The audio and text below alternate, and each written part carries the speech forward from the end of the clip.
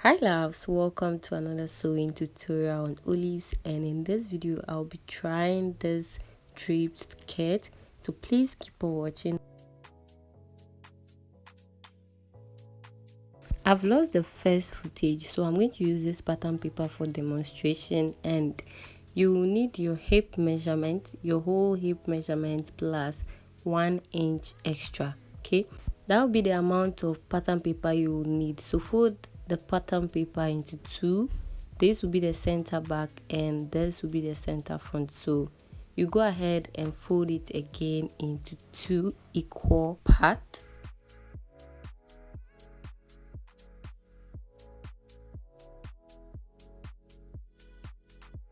So I'll draw a straight line which will serve as the starting line. I'll mark waist to hip. On the main pattern I use 10 inches, that is 9.5, and then half an inch for joining allowance. So this is just for demonstration, so I'll use 9 inches. And then you mark your desired length of skirt. You add 1 inch for hemming allowance.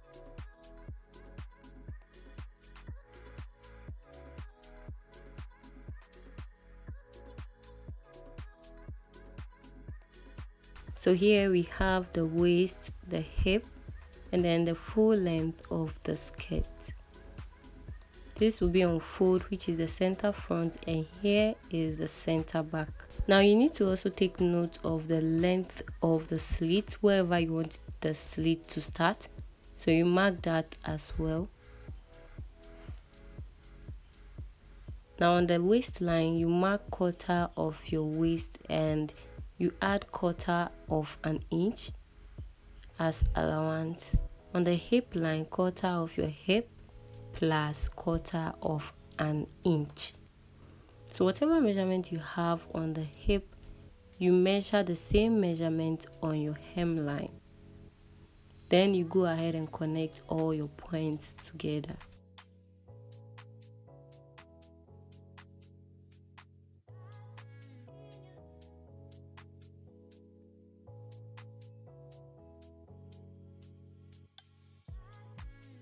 You should also note your hip line, and this is the front. Now you need to also determine where you want your slit to be. So the slit will be on the left side, and then you mark half of your bust pan from the center of the skirt to the hemline.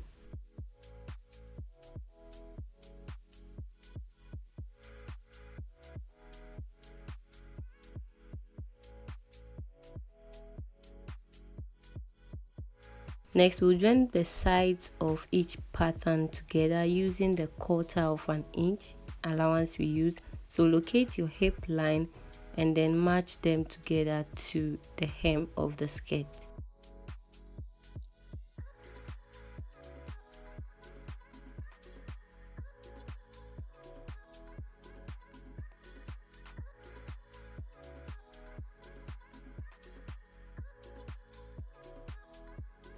After all done, you should have something like this. Back to the main pattern. Now on the main pattern, I decided to just go up for the slit by 7 inches.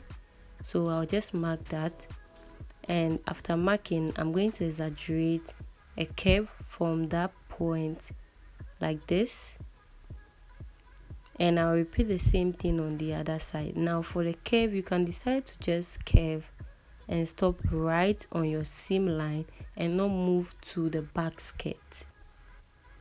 Okay,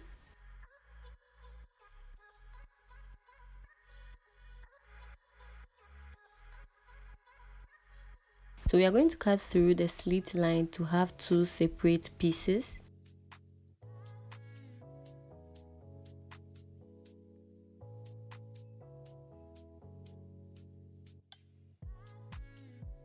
Now on each of the slit line, I'll start marking just points. So I use about 2 inches, and then later on I just continue using my free hand to determine the points I'll use. Right, so for the first point, we'll connect it to the side like this. Just watch closely and you understand everything, okay? So I'll end here. So we'll be closing this side, and with each of the points you connect right to the center back like I'm doing.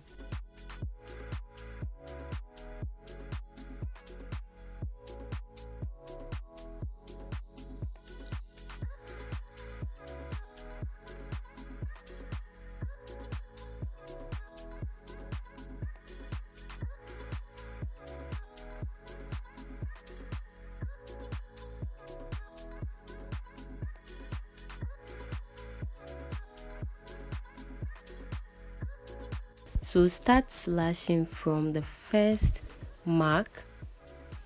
So slash through like this and stop right here. Then with a 1/4 of an inch we use as allowance, you close the side.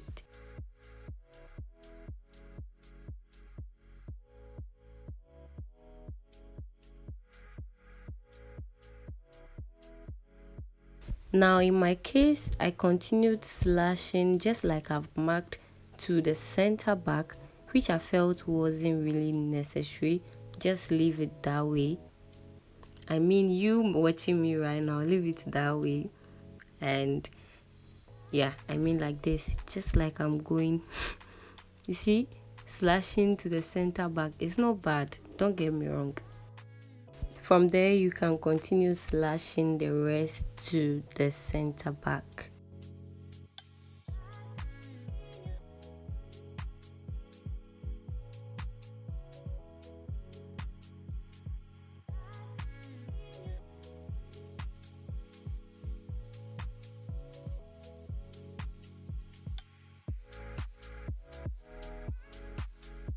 Repeat the same process for the other piece.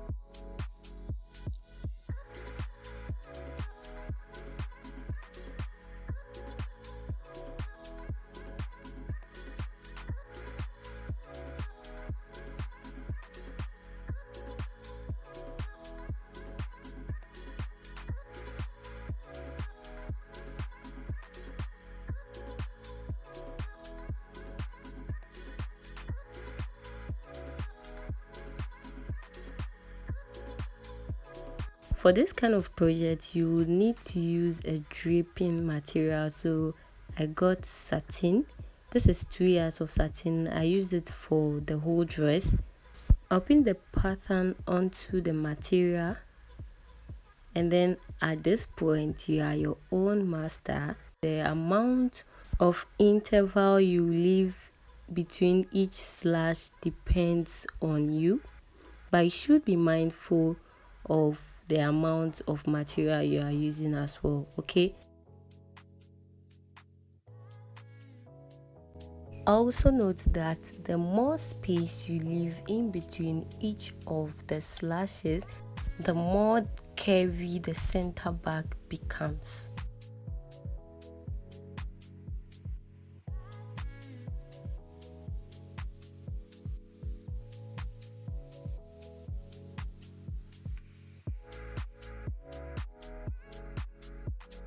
While drafting, we did not include zip allowance, and this is the point where you have to add your zip allowance, okay?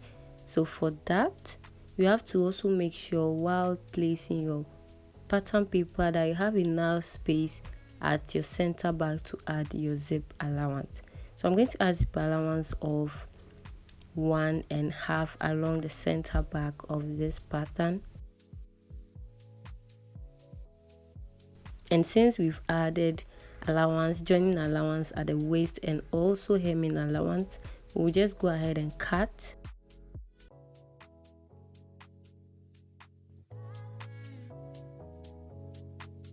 Notch the center of the skirt as well.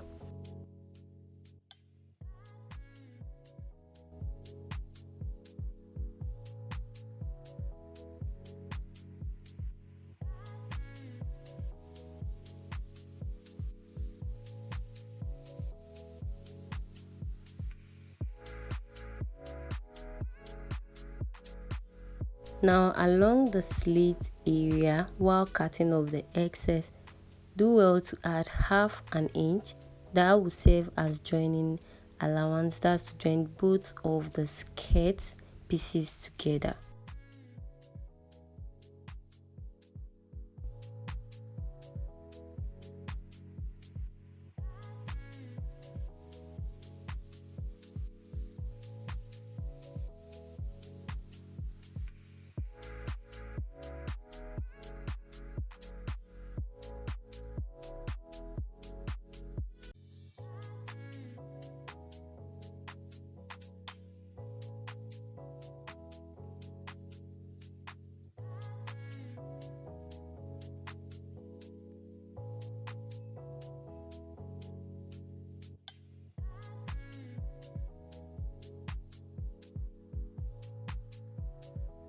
Along the zipper allowance, you'd have to iron interfacing. You see the way the back has curve, so it will be good to have it strong.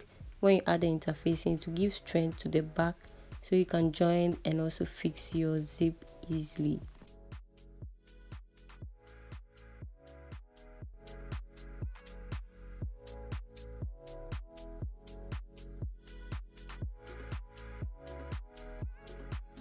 So I'll go ahead and start pleating. This is the point you would have to take note of the length of the slit you input while drafting the skirt, okay? So that while pleating you measure alongside to just make sure you're on course. Instead of pleating, you might also want to gather. You know, you are on your own. You are on your own, okay?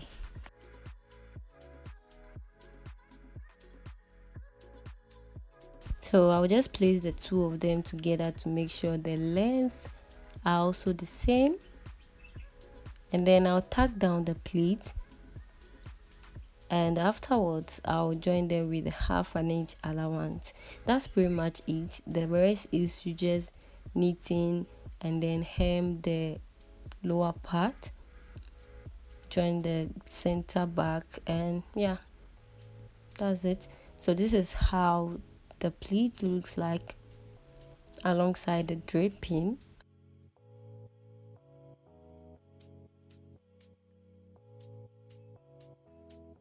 I hope this video is helpful to you. If yes, please give this video a thumbs up and subscribe to the channel if you haven't subscribed. Now, I've felt like this part I should have started pleating from the beginning and not leave that space. So I'll just tack it from here.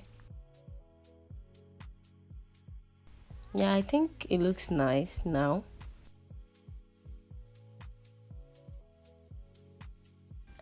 Yeah, so do well to turn on your post notification bell, so anytime I upload a new video you'll be notified. Thank you for watching, and I'll see you in the next one.